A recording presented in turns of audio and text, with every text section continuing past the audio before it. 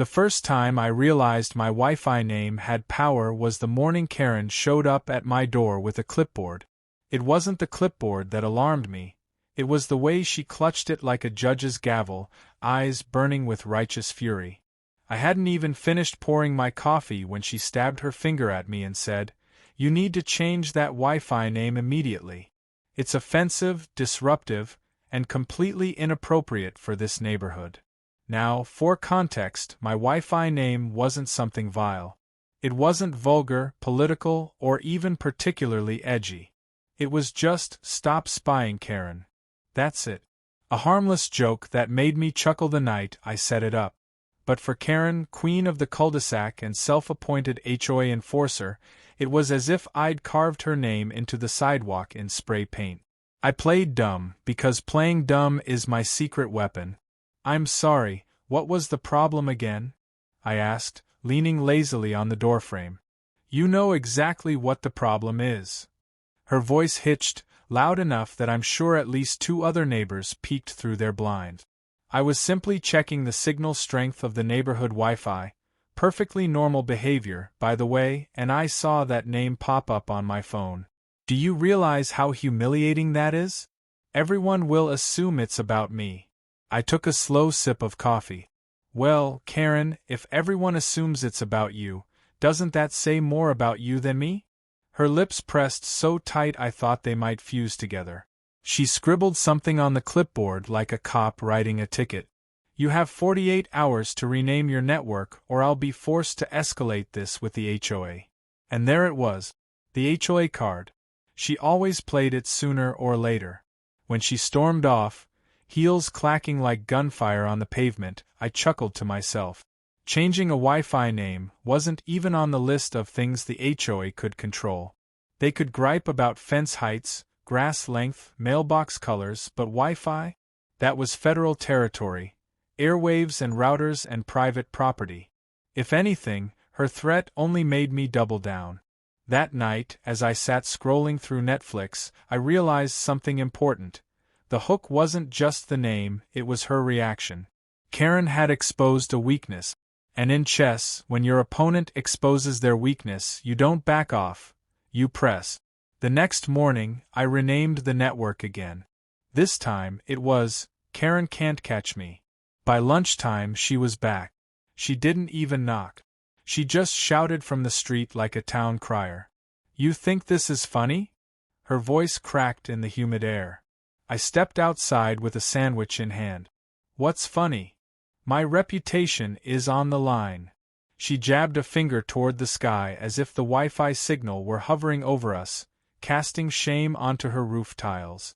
"Do you know what my guests will think when they come over? That I'm some kind of stalker." I bit into my sandwich and shrugged. "Well, you were the one checking everyone's Wi-Fi networks." Her jaw dropped like I just confessed to murder. "That is not what happened. Oh, forget it. I am lodging a formal complaint with the HOA." And then, like a storm cloud on legs, she whirled and stomped off. That's when I realized something else. This wasn't just about my Wi-Fi name. For Karen, it was about control. The HOA was her kingdom, and any reminder that she didn't own every square inch of this neighborhood drove her insane. My little Wi-Fi prank wasn't just a joke anymore. It was a crowbar prying at the cracks in her authority. By day 3, the escalation had begun. I woke up to find a printed notice taped to my mailbox. It was written in that officious HOA tone, stuffed with legal-sounding phrases but ultimately meaningless. All homeowners must maintain public decency in matters visible to the community. They had underlined visible. I laughed so hard I nearly spilled my cereal. The Wi-Fi wasn't visible, unless you counted phone screens. Out of curiosity, I checked the neighborhood app. Sure enough, a thread had started, offensive Wi-Fi name. Karen had posted a dramatic essay about how certain residents were harassing her with cyberbullying and how this threatened the fabric of our community. Half the comments were confused. One guy asked, "Wait, how can a Wi-Fi name threaten the community? Isn't it just Wi-Fi?" But Karen had allies. A couple of her usual sidekicks chimed in about maintaining standards and setting a bad precedent. I could practically hear her orchestrating them like a conductor of outrage. That evening, as the sun dipped low, I sat on my porch and thought about the next move. Humor was my shield, but subtlety was my sword. I didn't want to just annoy Karen, I wanted to unravel her. So, I renamed the Wi-Fi again. This time, it was HO Overlords. The result was immediate. My phone buzzed within the hour with a new notification from the HOA app. Urgent HOA meeting called. The subject line practically vibrated with Karen's indignation. I showed up just for the entertainment. The meeting was in the clubhouse, a beige little building that always smelled faintly of mildew and burned coffee. About 20 residents had gathered, most looking bored, some curious. Karen stood at the front like a preacher at a revival, clipboard clutched to her chest. "Ladies and gentlemen," she began, her voice quivering with indignation, "we are under attack." A murmur rippled through the room. Under attack? Had someone vandalized the playground? Broken into a house? She clicked a button on her laptop, and the projector displayed a giant list of Wi-Fi networks. At the top, glowing like a beacon, HO Overlords. Gasp. Confused whispers. A guy in the back chuckled. "This," Karen said, stabbing the screen with a laser pointer, "is the kind of disrespect we are now tolerating in our neighborhood. It undermines our authority. It emboldens chaos. If we allow this cancer to spread, what will be next? Vulgar names? Criminal activities? The collapse of order itself." I raised my hand. "Karen, quick question. Are you saying my Wi-Fi signal is going to cause crime?" Her face turned crimson. "Don't you mock me, young man. We have rules, and rules must be obeyed." Someone else muttered, "Pretty sure Wi-Fi names aren't covered by the rules." Another resident pulled out the HOA handbook and started flipping through it. The room tilted against her, slowly, subtly. She sputtered, trying to regain control, but the more she ranted, the more people smiled or whispered behind their hands. And that's when I knew. I'd drawn first blood. I left the meeting grinning. This was no longer just a petty argument over Wi-Fi. It was a battle for the soul of the neighborhood, and Karen had taken the bait. The next day, when I renamed my network again, this time to "Try Me Karen," I didn't do it just to poke her. I did it to see how far she was willing to go. Because once someone shows you their weakness, you can't help but wonder, what's the breaking point? Karen was about to find hers. By the time the weekend rolled around, my Wi-Fi war with Karen had turned into neighborhood theater. Every time I peeked outside, there she was, marching from one house to another with her clipboard, whispering like a general recruiting soldiers for battle. I had to hand it to her. She was relentless. But her obsession was starting to spill beyond me, and that's when things got interesting. Saturday morning, I woke up to the sound of knocking, not on my door, but on my neighbor Tom's. Tom is a laid-back guy, ex-military, who spends more time tinkering with his Jeep than worrying about HOA politics. From my porch, I could see Karen cornering him, gesturing wildly toward her phone. Tom scratched his beard, gave a half-smile, and shook his head. Karen stormed away, red-faced. Out of curiosity, I pulled up my own Wi-Fi menu. That's when I saw it. Tom had renamed his network to Karen Keep Out. I nearly spit my coffee across the lawn. When I caught him later, tightening a bolt under his Jeep, I asked what happened. He laughed. She came by demanding I support her little crusade. Said it was my duty as a homeowner. I told her my duty was to my beer and my Jeep. Figured I'd make it official. By Sunday, 2 more houses had joined in. Not Your Karen popped up on one network. Another neighbor went with Karen Detector. It was like watching a meme spread in real time. Each new name was a little louder, a little bolder. Karen, of course, lost her mind. She pounded on my door again, this time with backup.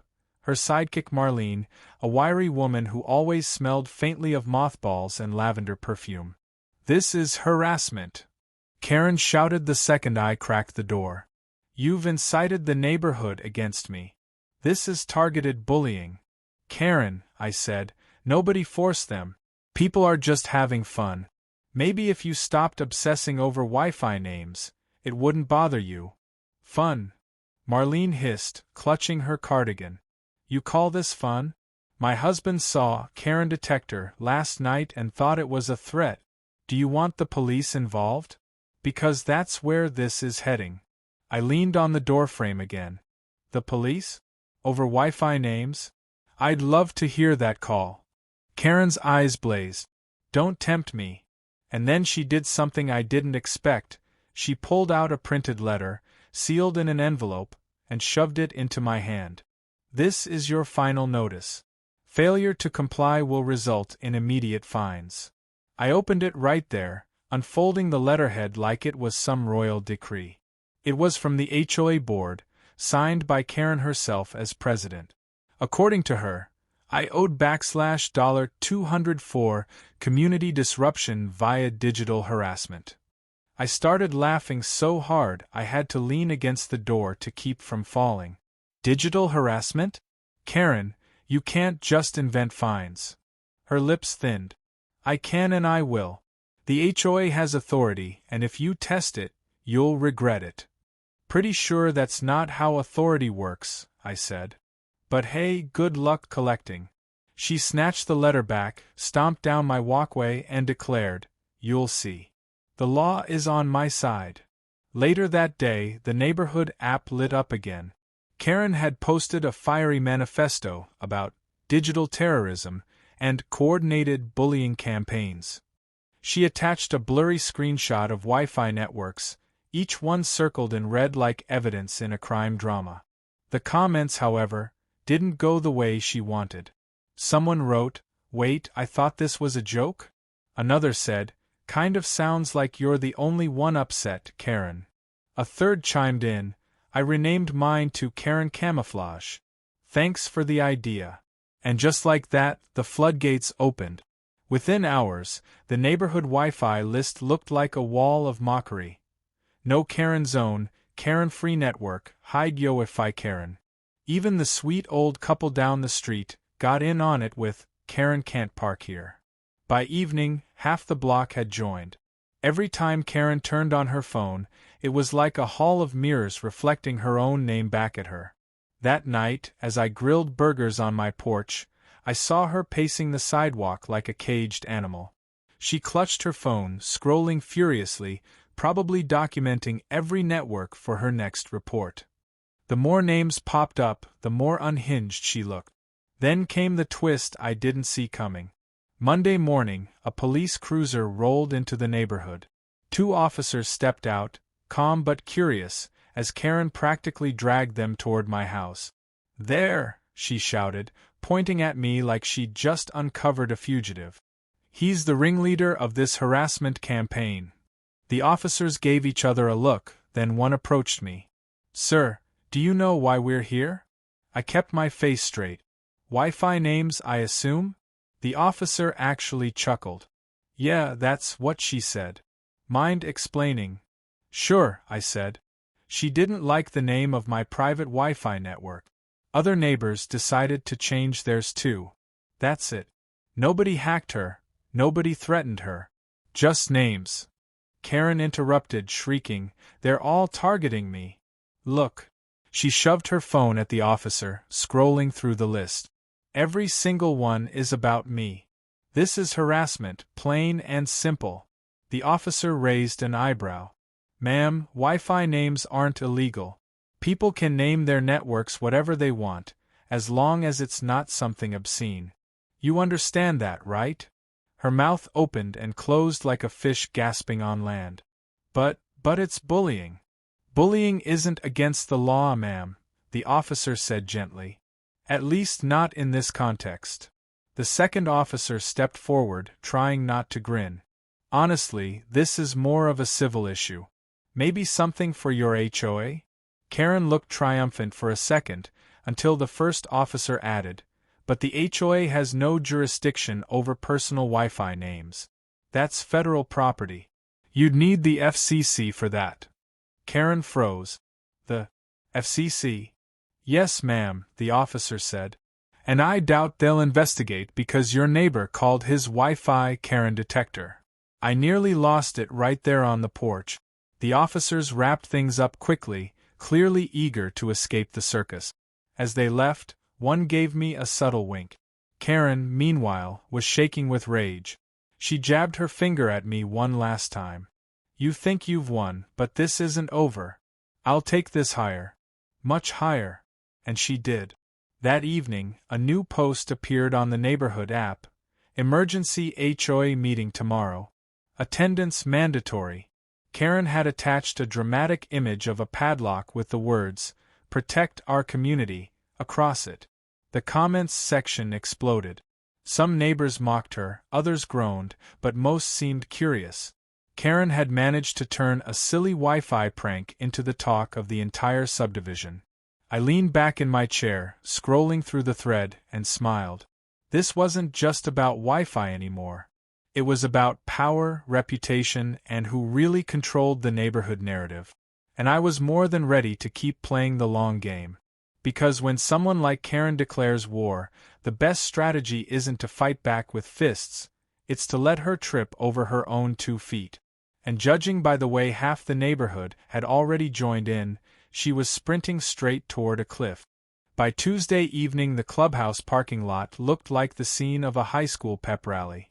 Cars lined both sides of the street, neighbors milled around in groups, and the air buzzed with gossip. Normally, HOA meetings attracted maybe a dozen retirees with nothing better to do. But tonight, thanks to Karen's Wi-Fi crusade, half the subdivision had shown up. Some came for the drama, some came for solidarity, and a few came just to see if the free coffee and cookies rumor was true. I strolled in fashionably late, wearing my most innocent expression. Inside, the clubhouse was packed. Folding chairs scraped the floor as people squeezed together. At the front of the room stood Karen, arms folded, her trusty clipboard at the ready. Behind her, the rest of the HOA board looked weary, as if they already regretted letting her call this meeting. "Order, please," she barked, banging the clipboard against the podium. The room only half settled. A few chuckles rippled through the crowd when someone pulled out their phone and whispered, "You've got to see the Wi-Fi list now, it's insane." Karen cleared her throat and began her sermon. "Residents of Maplewood Estates, we are facing an unprecedented crisis.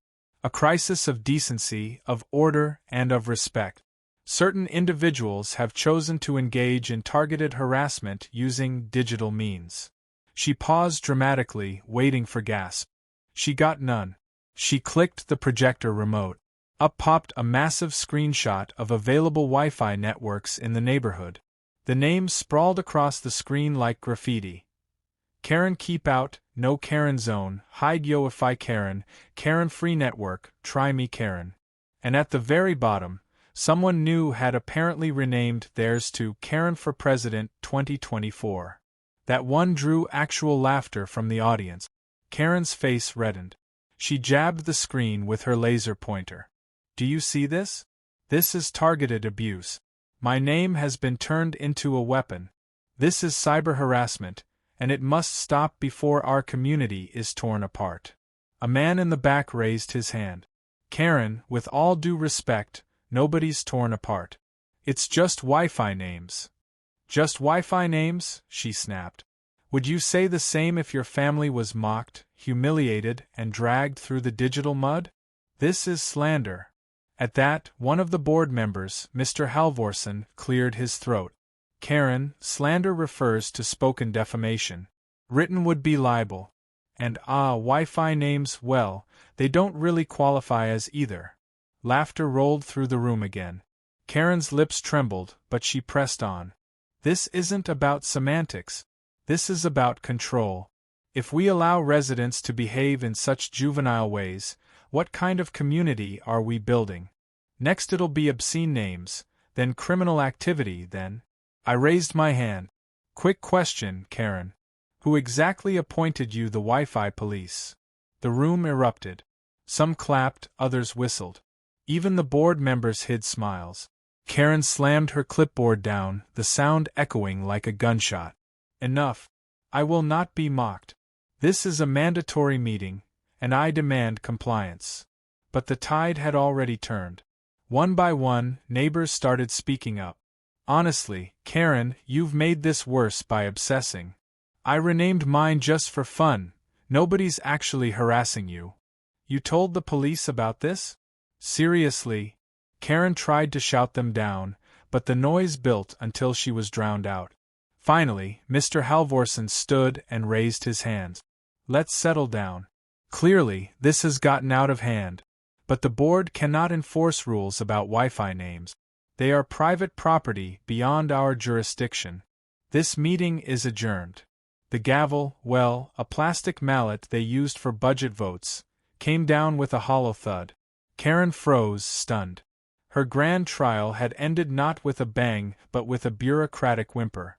People stood, stretching and chatting, already moving on. Some even shook my hand on the way out, whispering, "Nice work," or, "That was hilarious." As the crowd filtered out, Karen stayed rooted to the podium, cheeks flushed with fury. She caught my eye, and I swear if looks could kill, my obituary would have been in the morning paper. But she wasn't done. 2 days later, the flyers appeared. Each mailbox in the subdivision had a glossy, color-printed pamphlet inside. Across the top, bold letters screamed, "Stop digital bullying in Maplewood Estates." Below was a dramatic image of a padlock, the same one she'd used in her app post. Inside, she'd written a manifesto about cyber-terrorism, the erosion of community values, and the need for vigilance. She even included step-by-step instructions for how to rename a Wi-Fi network, urging everyone to report offensive names to her directly. The reaction was swift, and not the way she wanted. People started renaming their Wi-Fi networks faster than I could keep track. Digital Bullying Headquarters. Karen Hotline. Report me Karen. One particularly creative neighbor set his to mothballs and clipboards. Karen's flyers had backfired spectacularly. What she meant as a rallying cry became free advertising for the joke. By Friday, local kids had joined in. Teenagers on bikes zipped through the neighborhood, laughing as they checked their phones for the latest Wi-Fi gems. Word spread beyond our subdivision. Visitors started parking on the street just to connect and screenshot the infamous Wi-Fi list. And then came the moment that cemented it as legend. That weekend, the neighborhood held its annual barbecue in the park. Normally it was a mild affair. Burgers, kids in bounce houses, a raffle for a gift card or two. This time, the buzz was electric. People huddled around picnic tables, phones out, showing each other the growing catalog of Wi-Fi names. I overheard someone say, "It's like Pokemon, gotta catch 'em all." Karen showed up, of course. She wore her brightest red blazer, probably thinking it made her look authoritative. The second she arrived, a ripple of whispers followed. People hid grins, phones buzzed, and within minutes new networks popped up. Red blazer alert, Karen at the BBQ, Karen Grill Police. The final straw came when the DJ, a teenager hired by the rec committee, connected his speakers to a hotspot he'd renamed Karen Dance Floor. Every song change made the crowd cheer louder, while Karen stood rigid, fists clenched. Finally, she snapped. She climbed onto the stage, grabbed the microphone, and shouted, "This is not funny. You're all complicit in destroying our community." The music cut, but the laughter didn't. Someone shouted, "Lighten up, Karen." Another yelled, "Change your Wi-Fi name to Chill Out." The crowd roared. Karen hurled the mic down and stormed off, leaving a trail of silence behind her. For a moment, I almost felt sorry for her. Almost. That night, as fireworks popped over the park, I sat back in my lawn chair and realized something. This wasn't just entertainment anymore. Karen had escalated beyond reason, and the whole neighborhood was tired of being dragged into her personal vendetta. The balance of power had shifted. She wasn't feared or respected anymore, she was a punchline. But I knew Karen. She wasn't the type to quit. No, humiliation only made her dig deeper. And if she couldn't win the neighborhood by force, she'd find another way. Sure enough, the next morning a new post appeared on the app.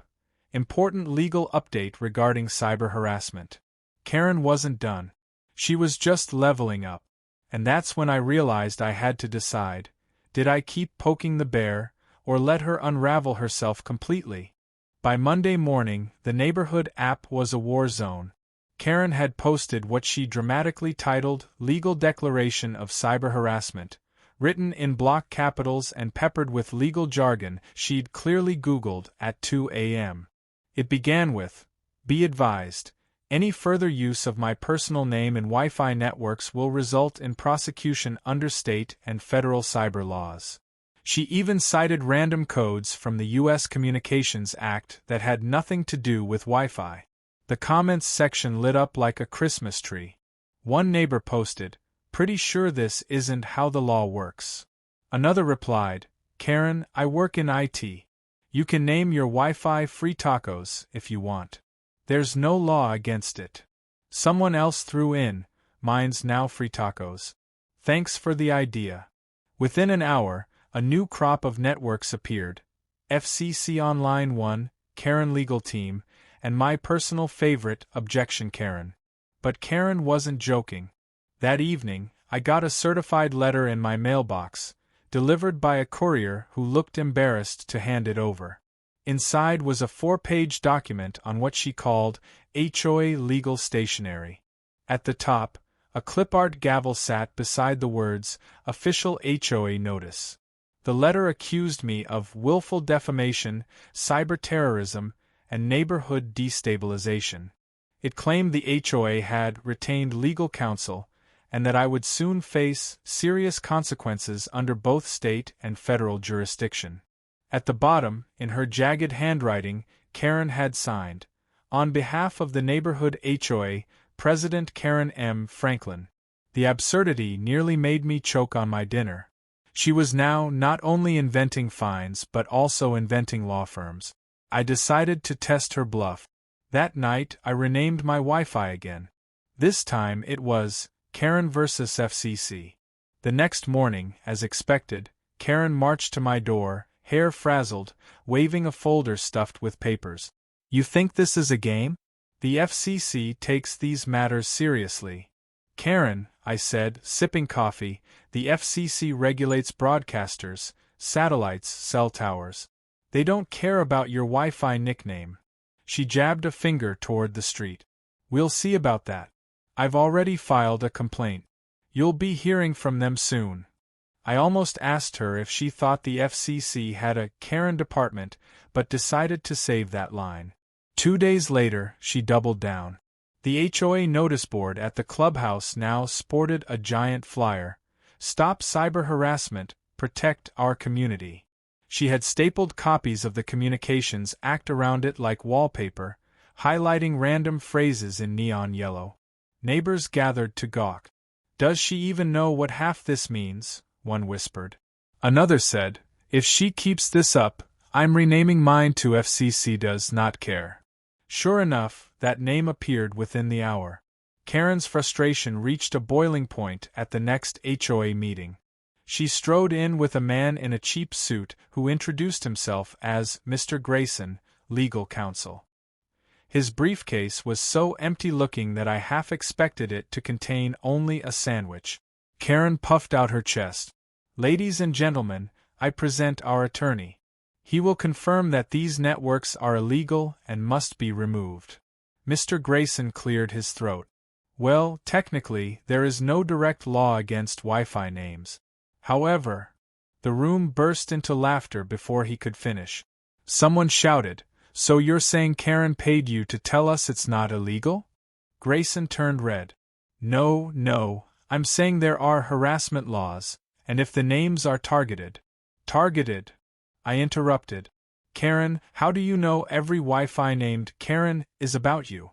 Maybe they're about someone else named Karen. It's a common name." Half the room clapped. Even Grayson looked like he wanted to crawl out of his skin. Karen snapped, "Don't play word games. Everyone knows this is about me." And there it was, the fatal slip. She admitted it herself. The board seized on it. If the names don't explicitly reference you, Karen, then this isn't harassment. Case closed. Karen screamed, "This isn't over!" and stormed out, her lawyer trailing behind her like a deflated balloon. But she wasn't done. Not even close. 2 nights later, a new drama erupted. At exactly 9 p.m., every resident got an email from HOA Security Committee, which, by the way, had never existed before. The email subject line read, "Urgent, Digital Safety Alert." Inside, Karen had written a paranoid screed about hackers, identity theft, and how malicious Wi-Fi names can compromise your safety. She demanded everyone submit their router information to her for review. The backlash was immediate. Neighbors flooded the app with jokes. "Sure, Karen, here's my router password. Go away." Someone else posted, "This smells like phishing." Another asked, "Does anyone know if Karen actually hacked herself?" By Thursday, the neighborhood was in full revolt. A group of neighbors formed what they jokingly called the Wi-Fi resistance. They started coordinating names to create patterns. One cul-de-sac arranged their networks to spell "Karen Relax." Another set of houses lined up to form "FCC Loves You." Screenshots spread like wildfire. Karen's fury reached nuclear levels. She began patrolling the neighborhood at night with a flashlight, peering into windows as if she could catch someone renaming their router in the act. The sight of her creeping across lawns became a running gag. Kids nicknamed her Wi-Fi Witch. And then came the twist that turned the whole thing from neighborhood comedy into national spectacle. Friday evening, a local news van rolled into the subdivision. Apparently, one of the teenagers had tipped off a reporter about the Karen Wi-Fi war. The segment aired that night, a cheerful anchor describing how one HOA president is waging war against her neighbors' Wi-Fi names. They even showed a shot of the neighborhood list on someone's phone, the screen packed with "No Karens Allowed" and "KarenNet Overload." The story spread like wildfire. By Saturday morning, it was on social media, complete with memes. Twitter renamed the hashtag #Wi-Fi Karen. A Reddit thread about it hit the front page. And just like that, our little HOA feud was the internet's newest obsession. Neighbors reveled in the attention. People took selfies with their Wi-Fi screens, posted TikToks of "Spot the Karen Network," and laughed at the absurdity. Meanwhile, Karen was livid. She called an emergency press conference on her front lawn, declaring, "This community is under siege," while a teenager across the street live-streamed it with the caption, "Wi-Fi War Day 12. By Sunday, half the city knew our neighborhood's saga. People were actually driving through just to see the infamous Wi-Fi list. My phone buzzed non-stop with screenshots from friends across town. And through it all, Karen fumed, clinging tighter to her crumbling authority. What started as one petty demand had grown into a full-scale rebellion, and now the whole world was watching. And I knew, deep down, this wasn't the climax. This was just the middle act. Karen wasn't the type to bow out quietly, not with her pride on the line. If she couldn't win here, she'd try to win somewhere bigger. The only question was, how far was she willing to take it? By Monday morning, our little Wi-Fi war had gone national. News vans were parked along the main road like vultures circling a carcass, and reporters leaned over picket fences trying to coax quotes out of amused neighbors. The story had snowballed from quirky local dispute to symbol of suburban absurdity. Clips of Karen's front lawn press conference, complete with her shouting, "This community is under siege," had become memes on TikTok, each one set to dramatic movie trailer music. At first, I thought she might retreat, lick her wounds, and finally realize how ridiculous she looked. But Karen was not built for retreat. She was built for escalation. And the moment she saw those news cameras, she convinced herself the world wasn't laughing at her. They were listening to her. By Tuesday, she had doubled down. She called another press conference, this time renting a podium from a party supply company and setting it up in the middle of the cul-de-sac. She even taped an American flag behind her garage door like she was running for office. Citizens of Maplewood Estates, she declared into a crackling microphone, and citizens of America who are watching, this is not a joke. This is a crisis of values. If we allow Wi-Fi names to be weaponized, then what's next? Social collapse? Anarchy? We must take a stand. The crowd of neighbors, reporters, and gawking teenagers nearly fell over laughing. Someone shouted, "What's your Wi-Fi name, Karen?" Another yelled, "Name it Chill Pill 2024. Cameras clicked. A few kids actually live-streamed the whole thing, and within hours the clip was trending with the caption, "Wi-Fi Karen for President." But Karen wasn't laughing.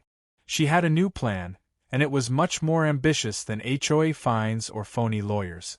She had filed what she called a petition for federal intervention. On Wednesday, she proudly waved a thick stack of papers in the air like a trophy. 100 signatures, she boomed, standing in her driveway as neighbors passed by on their way to work. This petition demands that Congress regulate Wi-Fi names to protect citizens from cyber harassment. Pretty sure half those signatures are fake, muttered Tom, the Jeep guy, as he strolled past. I saw one that said Mickey Mouse. Karen ignored him.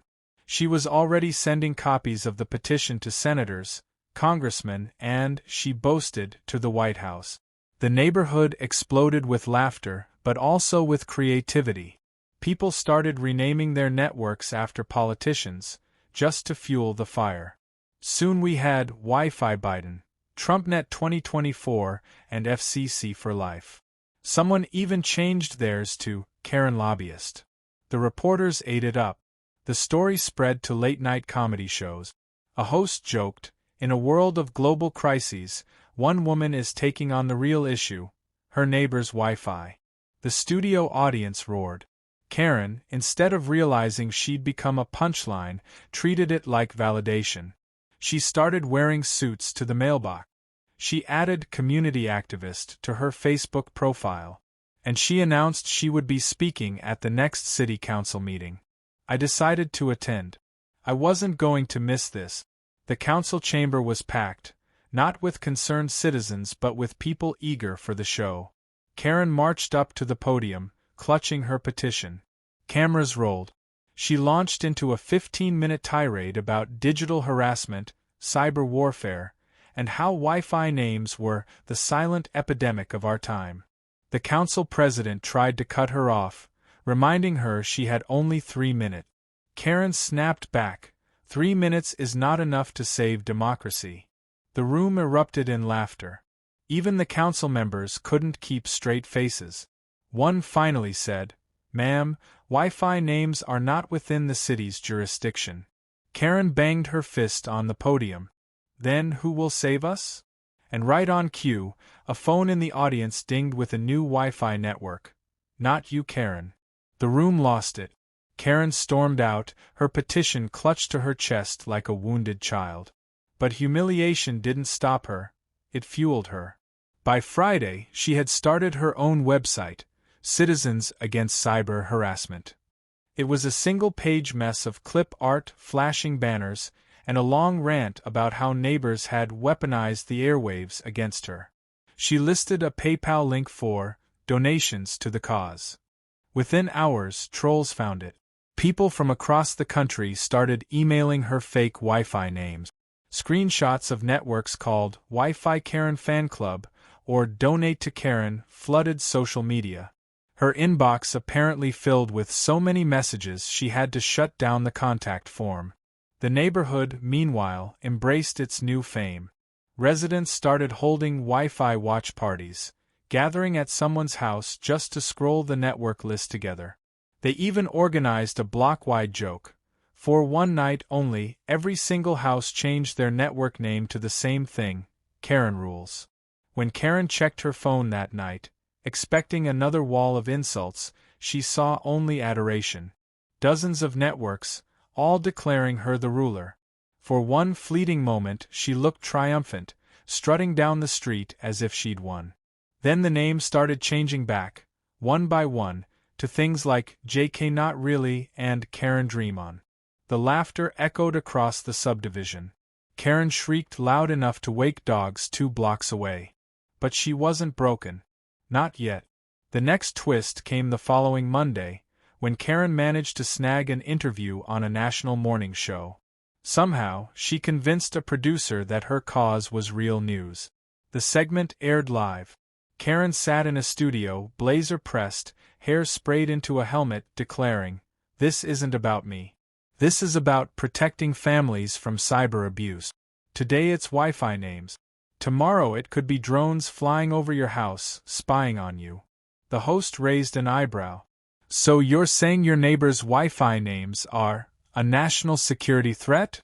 Karen nodded solemnly. "Yes. Exactly." The clip went viral instantly, but not in the way she hoped. Memes exploded. People edited her interview with dramatic music, turning her into a parody action hero called Wi-Fi Avenger.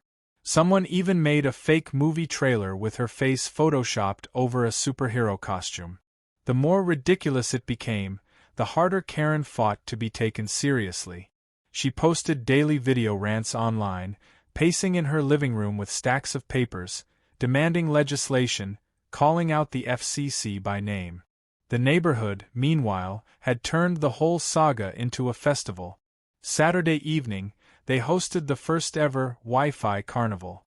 Food trucks rolled in, kids wore t-shirts that said Wi-Fi resistance, and a giant projector displayed the live Wi-Fi list on the side of the clubhouse. Every time someone changed their name, the crowd cheered like it was a fireworks show. Karen tried to shut it down. She marched into the middle of the carnival, shrieking about permits and decency. But the moment she arrived, new networks popped up. Karen at the carnival, Carnival Karen, Karen popcorn stand. The crowd howled. And that's when something shifted. For the first time, I saw a crack in her armor. She stood there, surrounded by laughter, clutching her clipboard like a shield. Her eyes darted from screen to screen, watching her name dance and morph into endless variations.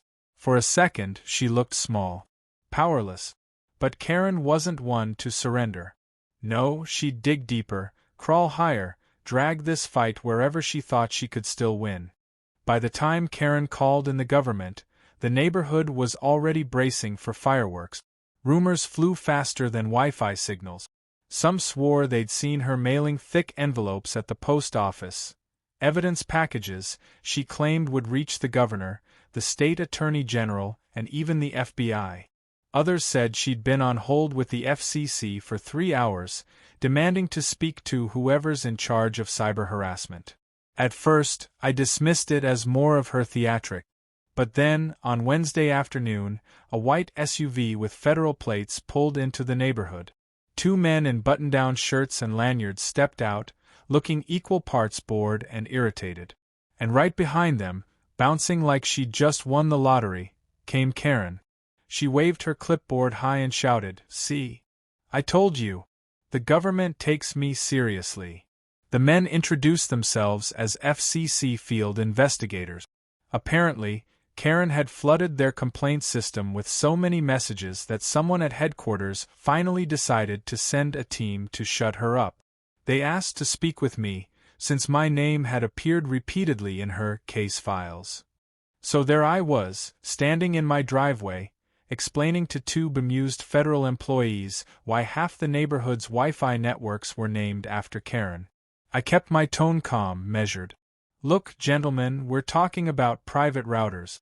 People can name them whatever they want. No one's hacked anyone. No one's threatened her. This is just satire." One of the agents sighed. "That's what we figured. But we have to follow up when we get 100 pages of complaints." Karen shoved her phone under their noses. Look at these names. They're targeting me. My safety is at risk." The agent scrolled, then looked at her. "Ma'am, I'm not seeing anything unlawful here. Wi-Fi names are like bumper stickers. You might not like them, but they're not regulated." Karen's face twisted. "So you're saying I have no protection? That anyone can just slander me from their living room?" "Ma'am," the other agent said patiently, "Wi-Fi names don't meet the legal definition of slander or harassment. If you feel threatened, you can file a civil case. But from a federal standpoint, this isn't an issue. The moment those words left his mouth, the neighborhood erupted. People had gathered, phones out, recording every second. Cheers broke out when the agent said, "Not an issue." Someone shouted, "Case closed, Karen." Another yelled, "FCC dropped the mic." Karen's cheeks burned crimson. She tried to argue, but the agents were already heading back to their SUV. One of them gave me a sympathetic shrug before driving off. That should have been the end. But not for Karen. That night, she unleashed her fury online. She recorded a 30-minute Facebook Live rant, pacing around her kitchen while waving the HOA bylaws like holy scripture. "The federal government has abandoned us," she cried. "But I will not be silenced. I will take this fight to the highest court in the land." Clips of her rant spread across TikTok within hours. Someone auto-tuned her yelling "highest court in the land" into a song. It went viral. By morning, kids were blasting it from car speakers on the way to school. The humiliation only hardened her resolve. 2 days later, a certified letter arrived. This time from an actual law firm. Somehow, Karen had scraped together money to hire a real attorney, one who specialized in personal reputation cases. The letter accused me and unnamed co-conspirators of engaging in a coordinated harassment campaign. It demanded I pay damages or face civil litigation. I showed it to my cousin, who happens to be a lawyer. He laughed so hard he nearly spilled his drink. "This is a bluff," he said. "They're hoping to scare you into paying. But unless Karen can prove damages, she has no case. And good luck convincing a judge that Wi-Fi names count as harassment." I ignored the letter. Instead, I renamed my Wi-Fi again. This time, "See you in court, Karen." The neighborhood lost it. Screenshots flew across group chats, and within hours, other networks popped up. "Court is in session, Karen versus Justice, objection overruled." It was like a digital courtroom drama staged in our cul-de-sac. Karen exploded. She marched through the streets like a one-woman parade, ranting into her phone. "This is contempt. This is tampering with the judicial process." Kids followed behind her, giggling, chanting, "Wi-Fi witch! Wi-Fi witch!" The breaking point came that weekend at yet another emergency HOA meeting. Karen stormed to the podium, clutching her lawyer's letter. "This is proof," she shouted, waving it like a flag. "You will all face consequences unless you comply." But instead of fear, the room erupted in laughter. People started pulling out their phones, reading aloud the latest Wi-Fi names. "Karen contempt, Your Honor Karen, Law and Order Karen Unit." The whole room became a comedy club. Karen's face crumpled. For the first time, I saw something other than rage in her eyes. It was desperation. She banged the podium with both fists and screamed, "Stop laughing at me." The room fell silent, not out of respect, but shock. The sound of her outburst echoed off the walls, and in that moment, she looked less like a leader and more like someone unraveling in real time. But Karen wasn't finished. Not by a long shot. The very next day, news broke that she'd filed a lawsuit, an actual civil case, naming me and Does 1 to 50 as defendants. She was suing not just me, but potentially the entire neighborhood. The filing was ridiculous. She claimed emotional distress, reputational harm, and damages exceeding $500,000. She included screenshots of every Wi-Fi name she could find, each one carefully labeled as Exhibit A. The story exploded in the media. Headlines blared. HOA president sues neighbors over Wi-Fi names. Legal experts on TV panels shook their heads and laughed. One anchor called it the pettiest lawsuit of the decade. For me, though, it was more than entertainment. It meant court dates, paperwork, and actual legal consequences. Karen had crossed from farce into reality. But here's the thing about reality, it cuts both ways. Her lawsuit meant discovery. It meant her emails, her records, her behavior as HOA president could all be scrutinized.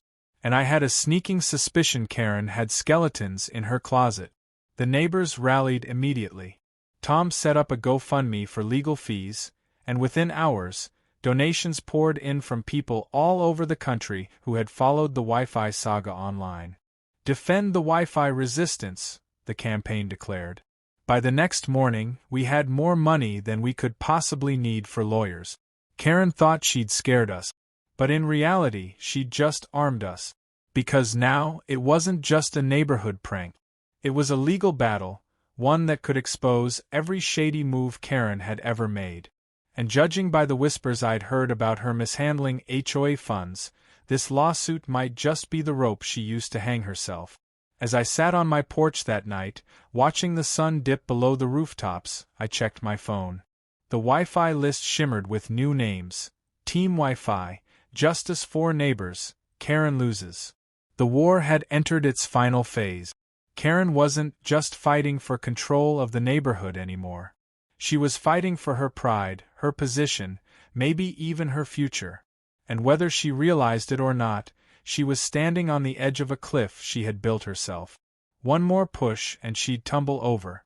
The courthouse smelled like lemon polish and stale coffee, the kind of place where petty disputes and life-altering decisions shared the same air. Our neighborhood circus had finally found its way into a courtroom, and thanks to Karen's lawsuit, I was now a defendant in Franklin versus Doe et al. She had managed to drag me, Tom, 3 other neighbors, and does 1 to 50 into what she called the trial of the century. In reality, it was a Tuesday morning in a county courtroom where the most exciting case in months had been a zoning dispute over a strip mall. Karen arrived in full regalia, bright red blazer, pearls, and her ever-present clipboard, though now it had been upgraded with a full leather cover that read Legal Proceedings. She strutted down the aisle like a queen entering her throne room, casting daggers at anyone who dared smirk. Behind her trailed her lawyer, Mr. Grayson, looking like he regretted every life choice that led him to this moment. Our side of the gallery was packed with neighbors, some wearing homemade t-shirts with slogans like Wi-Fi Warriors and Signal Strong. Tom, ever the joker, wore a ball cap that read Karen Detector in bold letters. The bailiff had to remind people this was a courtroom, not a football game. When the judge entered, a tired-looking woman with glasses perched low on her nose, Karen rose with dramatic flair, as if expecting a fanfare. The judge glanced at her paperwork, sighed audibly, and said, "All right, let's see what we have here. Plaintiff alleges harassment via Wi-Fi network names." She squinted at the page, then looked over her glasses at Karen. "This is a first." Karen launched into her opening statement before her lawyer could even stand. "Your Honor, I am the president of my homeowners association, entrusted with maintaining order and decency in our community. These defendants have conspired to destroy my reputation by weaponizing Wi-Fi names, to target and humiliate me. I demand justice." The judge raised an eyebrow. "Ms. Franklin, you understand that Wi-Fi names are not generally considered defamatory?" Karen's voice quavered with righteous fury. "Not defamatory? They've turned my name into a punchline. They've mocked me in front of my peers, the media, the entire country. My name has become synonymous with ridicule, all because these people refuse to respect the rules." The judge gestured to her lawyer. "Counsel, do you want to weigh in?" Grayson shuffled to his feet, cleared his throat, and mumbled something about emotional distress and reputational harm. He sounded like a man being paid by the hour but not enough to care. Then it was our turn. Our attorney, a sharp, energetic woman named Maria we'd hired with GoFundMe money, stood confidently. "Your Honor, the plaintiff has failed to provide any evidence of harassment beyond the fact that neighbors chose to name their private Wi-Fi networks in ways she finds inconvenient.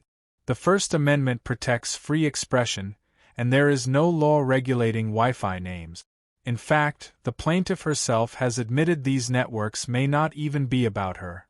For all we know, Karen Detector is about someone's sister-in-law." The gallery chuckled. Karen shot up. It's about me. Everyone knows it's about me. The judge rapped her gavel. Ms. Franklin, sit down. The trial dragged on for hours, but every twist favored us. Karen produced screenshots of networks as evidence, but Maria pointed out they proved nothing except that people were creative. Karen claimed emotional trauma, but the judge asked for medical documentation, which she didn't have. She accused us of conspiring in group chats, but discovery revealed only memes and jokes, nothing remotely threatening. The real blow came when Maria cross-examined her. Ms. Franklin, you are the president of the HOA, correct? Yes. And as president, you posted multiple flyers, called mandatory meetings, and even attempted to fine residents over Wi-Fi names, correct? Karen puffed her chest. Yes, because it was my duty. Maria smiled. So you drew public attention to these Wi-Fi names yourself. Would you agree that many neighbors may not have noticed them until you began broadcasting them? Karen faltered. Well, yes, but... So, in effect, you created the very problem you're now suing over?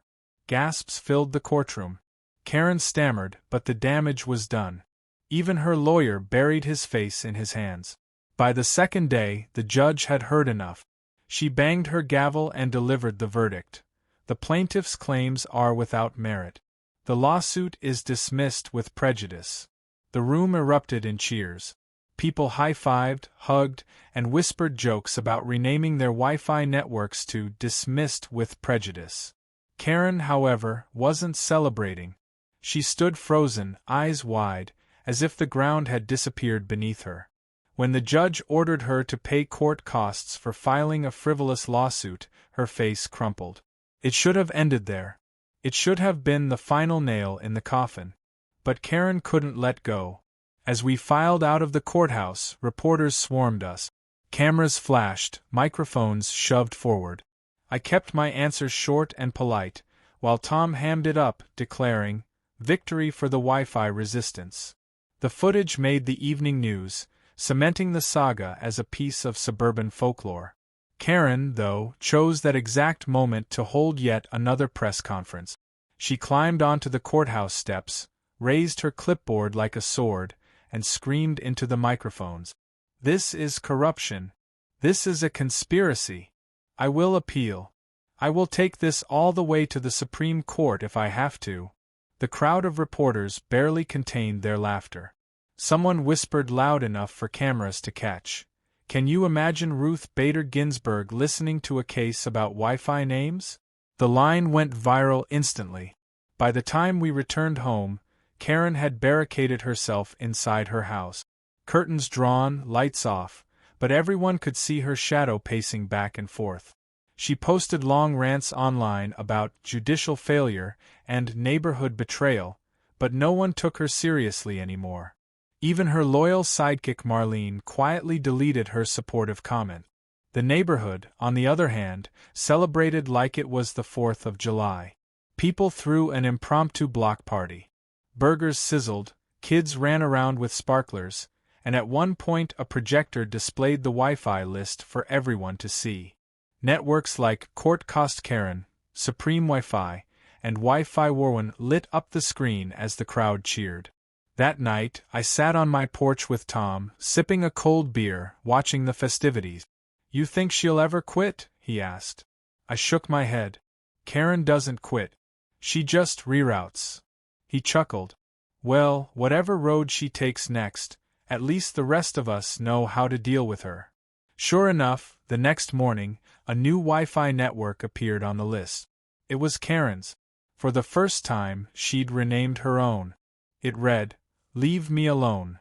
For once, the neighborhood did exactly that. Nobody mocked it. Nobody piled on. Maybe, just maybe, Karen had learned her lesson. But just to be safe, I renamed mine too. I kept it simple. Game over Karen. The screen glowed with it, sharp and bright, as I leaned back in my chair. After months of chaos, laughter, and legal battles, the war was finally over. And in the quiet hum of the routers around me, victory never sounded so sweet.